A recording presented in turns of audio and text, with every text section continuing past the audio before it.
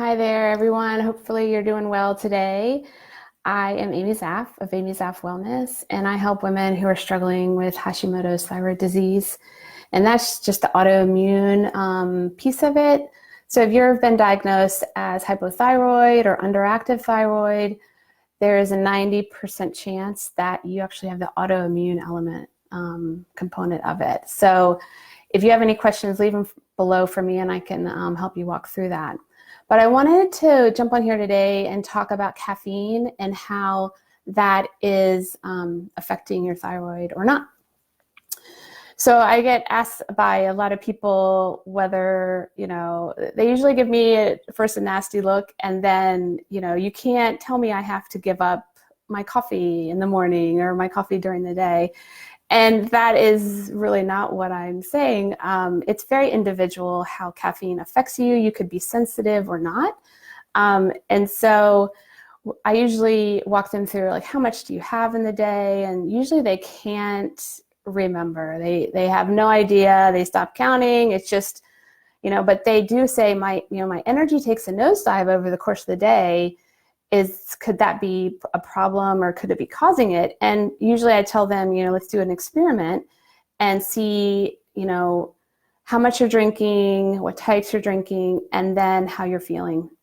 So I usually walk people through a few steps, and I figured I would help you guys give you some tips on how to do that today. So first, we talk about the amounts. Write down how much you're drinking per day and writing down your symptoms as well. So you can start correlating how you feel with how much you've drank. And I usually have people do this 2 to 3 weeks just because different things are happening in their life, and it could be caffeine related and it could be other food that they're eating as well.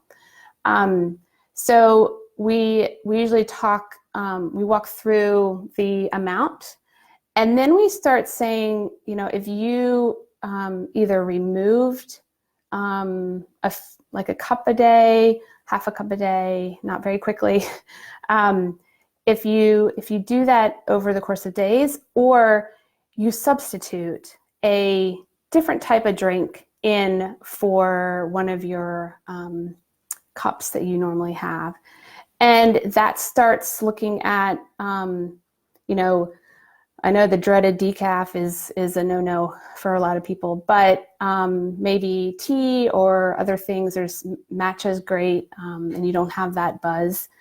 So can you try substituting something in to maybe help with the symptoms? And then once you're able to substitute, how are you feeling? Do you have more energy? And then the third thing I usually walk people through is if you're ready to eliminate caffeine completely. And I know that sends shivers through a lot of people. Some people are so just fed up with the symptoms that they'll do that. And it's usually 2 to 3 weeks we do that. And I've seen dramatic increases in energy over the course of, very quickly. And they stick with that. There's ways that you can have different drinks that kind of taste like coffee, but a lot of people just go cold turkey. Over the course of days, you have to remove caffeine slowly, half a cup a day, or you're going to have some massive headaches, as you know. But what's really interesting is when we start doing an inventory of how much caffeine they've had for each day, they forget about all the other hidden sources of caffeine.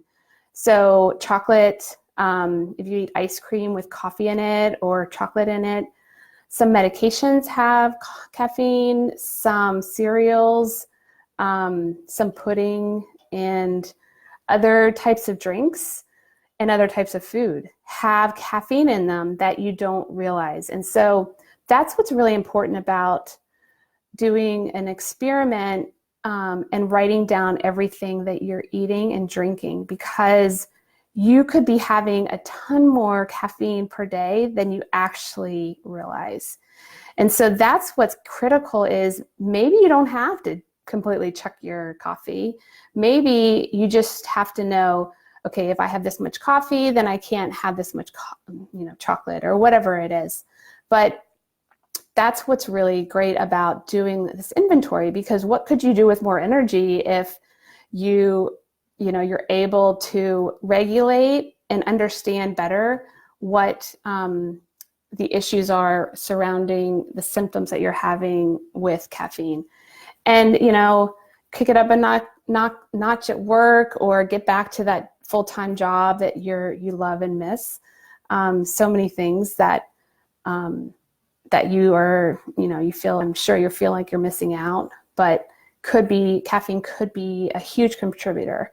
Not to say it is the most contributor. Obviously, Hashimoto's is going to restrict your energy, and there's so many tips and tricks that you can use to, as they're additive, and as you implement them, you can get all those that energy back.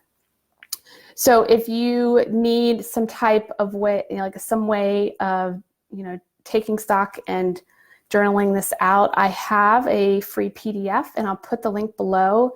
Basically, it tracks all what type of caffeine you're having, the amount, how you're feeling, and it starts looking at food as well and making sure you're tracking the food.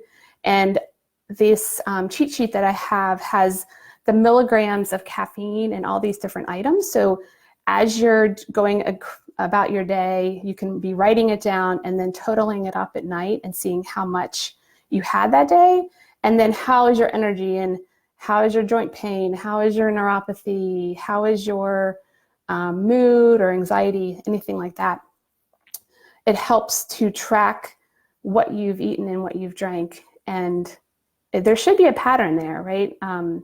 Potentially. And so it's good to have a way to track it. So grab the PDF below. I will put the link there, and we'll see you next time. Take care, guys.